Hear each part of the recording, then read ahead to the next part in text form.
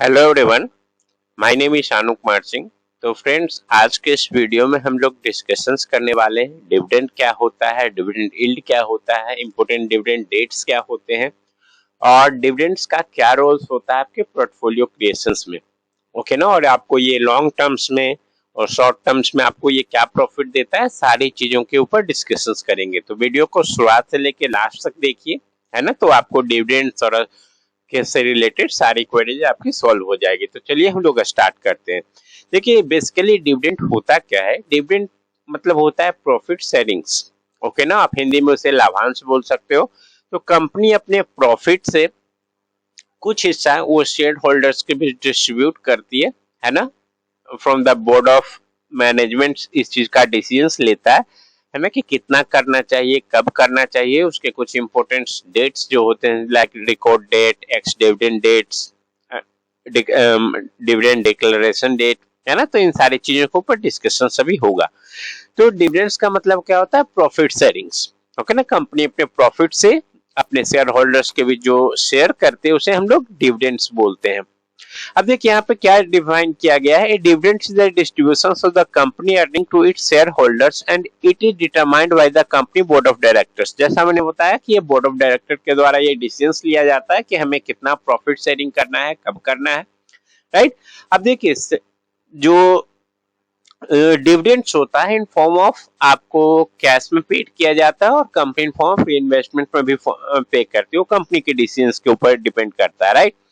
Next terms जो आता है वो आता है डिविडेंड यील्ड। डिविडेंड यील्ड का मतलब क्या होता है कि एनुअल डिविडेंड्स पर share divided by current market price. Okay ना। जो डिविडेंड यील्ड का मतलब होता है, मतलब डिविडेंड यील्ड यदि किसी कंपनी का ज्यादा वो दे रहा है ना, इट मींस है कि आपको वहां पे ज्यादा डिविडेंड्स मिलेगा। किसी कंपनी का डिविडेंड यील्ड ज्यादा है, लाइक 17%, 18%, 12%, तो यदि जहां पे 18% से है ना, मतलब वो कंपनी आपको ज्यादा डिविडेंड्स पे करे। मतलब जस्ट मैंने एक एग्जांपल दिया। किसी किसी कंपनी का 20%, 25% भी होता है डिविडेंड यील्ड्स। तो ये डिपेंड करता है ना, कि बोर्ड ऑफ डायरेक्टर्स ने क्या डिसीजंस लिया है according to their profitability. Clear है ये चीज।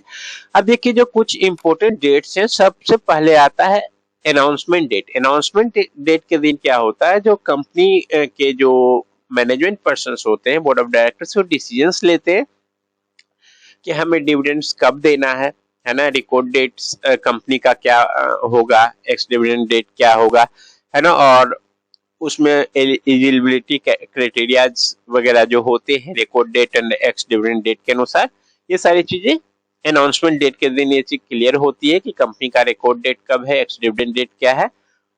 क्लियर है ये सारी चीजें। अब देखिए, जो पहला टर्म्स आता है वो आता है रिकॉर्ड डेट। रिकॉर्ड डेट का मतलब होता है कि कंपनी उस दिन कंपनी के पास सारे शेयर होल्डर्स की फाइल होती है और रिकॉर्ड डेट के टाइम वो सारे फाइल्स आ जाते हैं उनके पास जिनकी एलिजिबिलिटी होती है।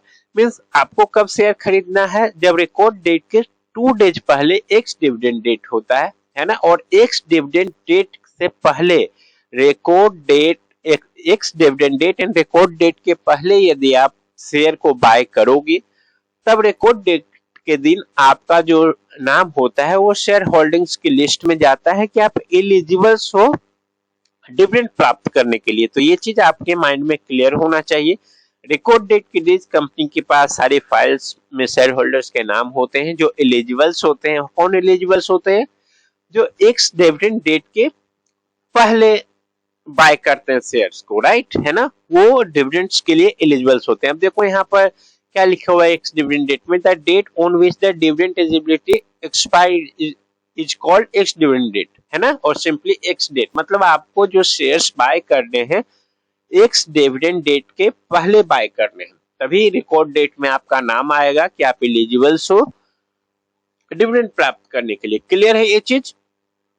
अब देखिए, नेक्स्ट जो पॉइंट आता है वो आता है पेमेंट डेट। पेमेंट डेट के नाम से आपको क्लियर है कि जिस दिन कंपनी अपने डिविडेंड डेट का पेमेंट अनाउंसमेंट करती है कि the company issue the payment of the dividend, है ना, उसे हम लोग पेमेंट डेट बोलते हैं। अब देखिए, यहाँ पे आपके माइंड में एक क्वेश्चन चल रहा होगा कि कौन सी कंपनी डिविडेंड प्रोवाइड करती है। देखिए, जनरली है ना, जो कंपनी स्टेबल्स होती है, जो कंपनी प्रॉफिट्स में होती है समटाइम्स ऐसा भी होता है कि कंपनी लॉस मेकिंग है पर उनके पास ऑलरेडी बहुत सारा कैश रिजर्व है ना, तो चाहते हैं कि चलो हम अपने शेयर होल्डर्स के बीच पेमेंट्स को डिस्ट्रीब्यूट कर देते हैं, है ना, जिससे शेयर होल्डर्स का भरोसा हमारे ऊपर बना रहेगा और कंपनी में लोग ज्यादा इन्वेस्टमेंट करेंगे कि चलो ये कंपनी अच्छी डिविडेंड देती है और कंपनी में अच्छा ग्रोथ है, राइट, शेयर प्राइस ऊपर जा रहे हैं, है ना।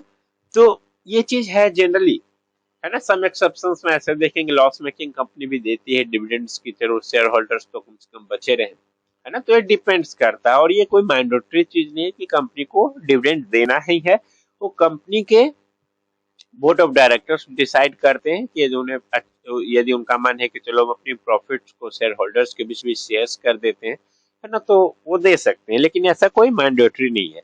अब देखिए यहाँ पे एक टर्म्स आता है ना जो अनाउंसमेंट डेट, जब अनाउंसमेंट डेट और रिकॉर्ड डेट के बीच में एटलीस्ट 30 डेज का टाइम पीरियड तो होता है, ओके ना। जो कंपनी अनाउंसमेंट करती है डिविडेंड्स के बारे में और रिकॉर्ड डेट्स के बीच में कम से कम 30 डेज का टाइम होता है, और आपको शेयर्स कब बाय करने हैं, एक्स डिविडेंड डेट के पहले, है ना। और एक्स डिविडेंड डेट क्या होता है, रिकॉर्ड डेट के 2 डेज पहले का टाइम को, ठीक है ना, एक्स डिविडेंड डेट बोला जाता है। क्लियर है ये सारी चीजें। अब देखिए आपको जैसे पेमेंट डेट का मैंने डेफिनेशन बता दिया कि जिस दिन डिविडेंड के पेमेंट्स का अनाउंसमेंट होता है ना, कि इस डेट को आपको पेमेंट्स मिल जाएगा डिविडेंड का, उसे हम लोग पेमेंट डेट बोलते हैं। अब देखिए मेन आता है कि आपको डिविडेंड स्टॉक्स को अपने पोर्टफोलियो में क्यों रखने चाहिए।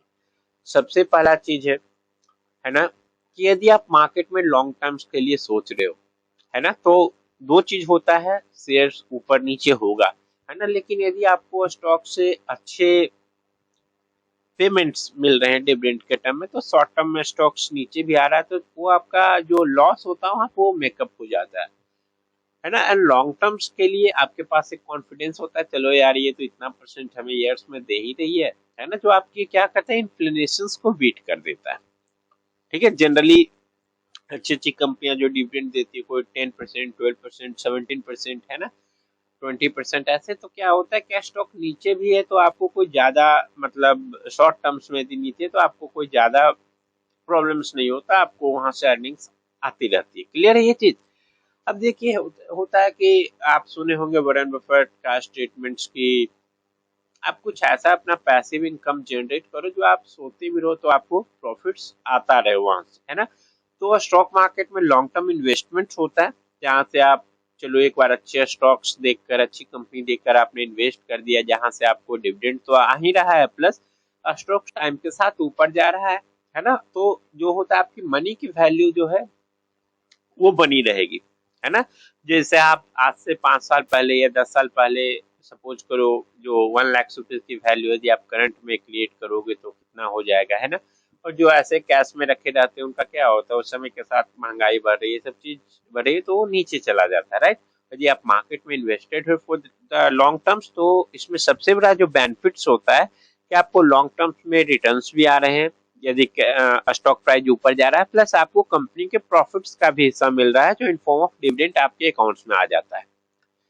क्लियर है। तो आपको जनरली क्या चीज करने हैं, जो वैसे स्टॉक का सिलेक्शंस करना है जो आपको अच्छा प्रॉफिट्स डिविडेंड्स में तो देती हैं, प्लस वो उसका शेयर प्राइस भी ऊपर जाए तो आपको दोनों तरफ से पैसे मिलेंगे। क्लियर है ये चीज। तो अभी मैं आपसे कुछ लिस्ट शेयर्स करने वाला हूं, है ना। क्या चीज का, जो अच्छे डिविडेंड्स प्रोवाइड करते हैं उन कंपनियों का, है ना। तो आप एक बार उससे चल करके मैं दिखाता हूं आपको कि कौन कौन से स्टॉक्स को रखना चाहिए आपको अपने पोर्टफोलियोज में। क्लियर है। तो चलिए देखिए सबसे पहला यहाँ पे देखिए चीज लिखा हुआ है, a list of Indian stock that give the highest dividends, है ना। जैसे देखिए जो स्टेबल्स कंपनी में है, government company Bharat petroleum corporation, Indian oil, है ना, स्टॉक देखिए यहाँ पे कितना डिविडेंड 17% का मिल रहा है ना, प्लस देखो ईयर ऑन ईयर स्टॉक भी 13.75 का रिटर्न में आप अप्रोक्सीमेटली देखोगे तो ईयर्स में 30% आ गया है। यहाँ पे देखोगे यदि आप 33% है ना, dividend 11.2% year on year return, है ना।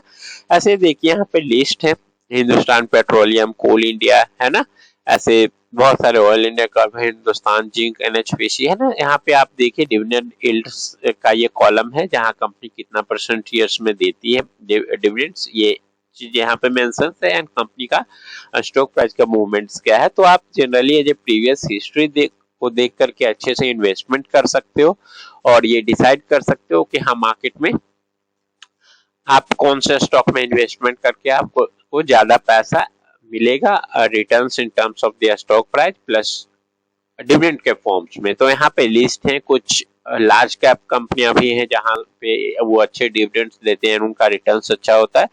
तो आप अपने फाइनेंशियल एडवाइजर से कंसल्ट करके, और आप यदि स्टॉक मार्केट में हो तो आप चार्ट एनालिसिस एंड उनके प्रीवियस हिस्ट्री को देख करके आप उसमें इन्वेस्टमेंट कर सकते हो। क्लियर है ये चीज। तो देखिए इस वीडियो में जो आपको बताया गया है, ये जो लिंक है ये डाटा का, ये मैं अपने डिस्क्रिप्शन में पेस्ट कर दूंगा, ठीक है ना। आप वहां से जा करके ये लिस्ट को अच्छी तरीके से देख सकते हैं। तो चलिए क्विक रिविजन्स कर लेते हैं हम लोगों ने क्या सीखा है इस वीडियो में।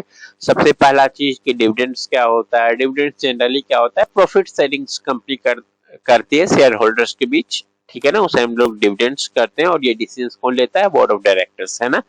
डिविडेंड यील्ड क्या होता है, डिविडेंड यील्ड का मतलब सिंपल होता है कि कंपनी आपको पर शेयर्स जितना ज्यादा, डिविडेंड यील्ड का जो जनरली मतलब होता है एनुअल जो डिविडेंड्स पर शेयर्स कंपनी देती है divided by current market price into 100, मतलब आप इन टर्म्स ऑफ परसेंटेज इसे प्राप्त कर लेते हैं, राइट, है ना। यहाँ पे इसका फॉर्मूला दिया हुआ है ना, तो आप वो कैलकुलेट कर सकते हो। फिर अनाउंसमेंट डेट क्या होता है, जब कंपनी डिविडेंड्स के बारे में अनाउंस करती है कि कंपनी कब डिविडेंड्स देने जा रही है, डिक्लेरेशन डेट, इंपोर्टेंट डेट्स के बारे में, है ना। बोर्ड ऑफ डायरेक्टर्स फैसला लेते हैं और यहाँ पे announcement date and record date के बीच का एटलीस्ट 30 डेज का टाइम पीरियड का डिफरेंस होता है ना।